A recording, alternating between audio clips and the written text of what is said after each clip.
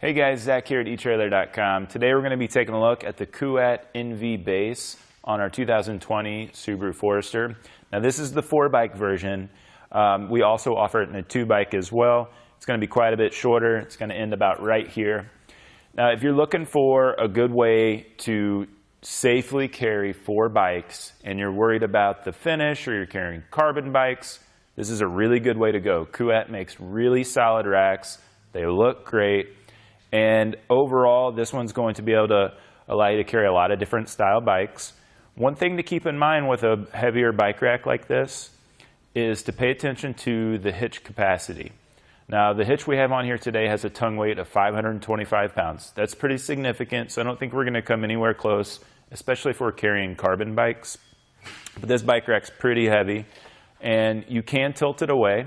It's pretty awkward if you have it fully loaded up and you're trying to do it by yourself. So I would definitely grab a friend to help you out with it. But I'll show you how this works just by itself. And it has this lever right here. And you're going to want to pull up just a little bit on the rack. And you release that lever down. And you lower this down. Now with this setup today, that makes contact. That's not ideal. We can still get into our hatch, but you're spending a lot of money on this rack.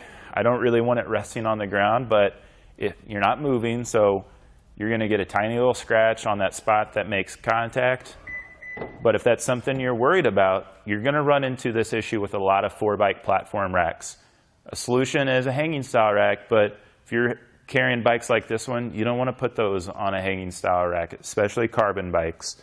But a really good solution is the NO tire hold.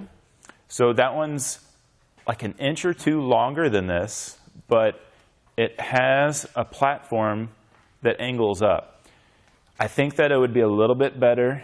You'd probably still be very close to the ground, but I don't think that you would have as much contact. But if you're not worried about it, this is still going to be able to function, still be able to get into the back of the hatch.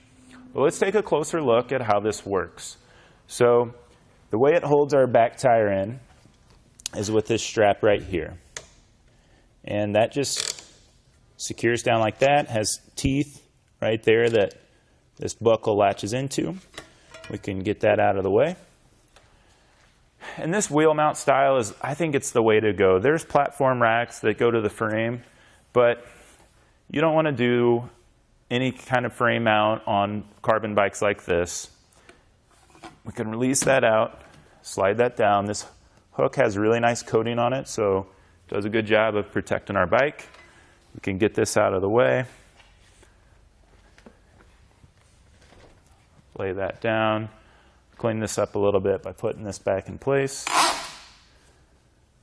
And you can take a look here at these grooves right here. So this accommodates the road bike tire. Goes a little bit wider for mountain bikes. And then it's going to get up a little bit wider for some fat tire bikes that are about no more than 4.8 inches. So that's something to be mindful of. I'm going to clean this strap up too because I don't want that dangling around. But let's give some measurements to show you how much this adds to the back of the car. It is pretty significant. So from the rearmost point of our bumper out here, it is about 50.5 inches. That is pretty significant, but you're carrying 4 bikes, so it's going to be a thing regardless of what bike rack you get when it comes to platform styles. The closest point is going to be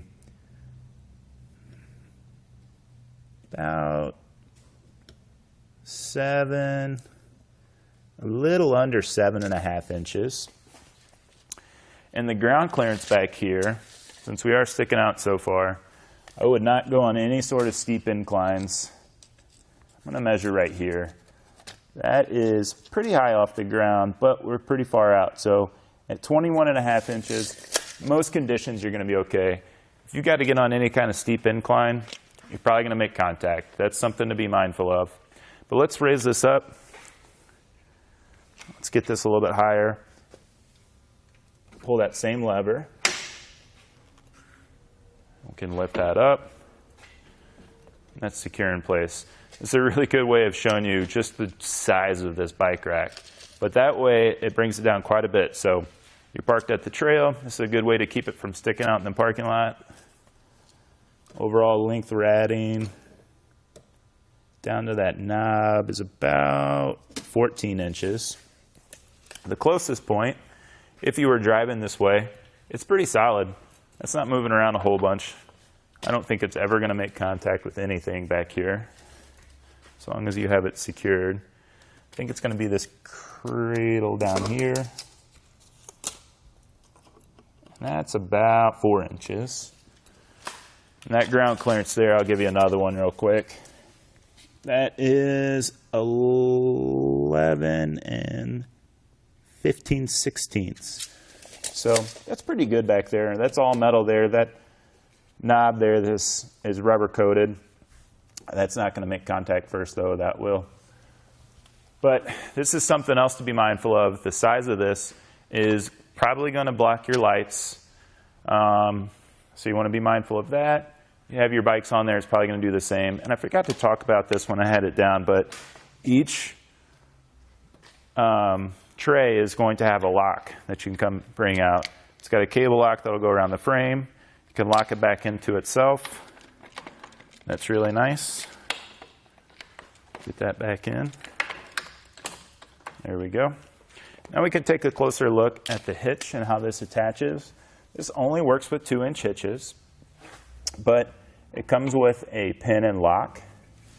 And the anti-rattle, you can see with this size, this would really be rattling around a lot, but that's pretty tight. And that's from this tool-free knob here that tightens it down. So I don't have to worry about cranking down with a wrench or a socket.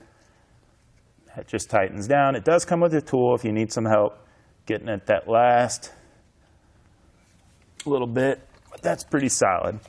Now, this is awkward when it's down and you're fully loaded with bikes, but I like that you can just come up here to lower it back down with just your foot. I think that's a pretty cool design.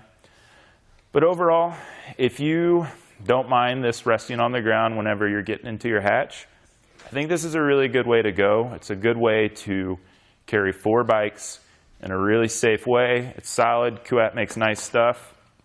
I think it looks really sharp. But you can carry a lot of different types of bikes. If you can get past that resting on the ground, I think you're going to be pretty happy with the rest of the rack. But that's going to do it for a look at the Kuat NV Base on our 2020 Subaru Forester.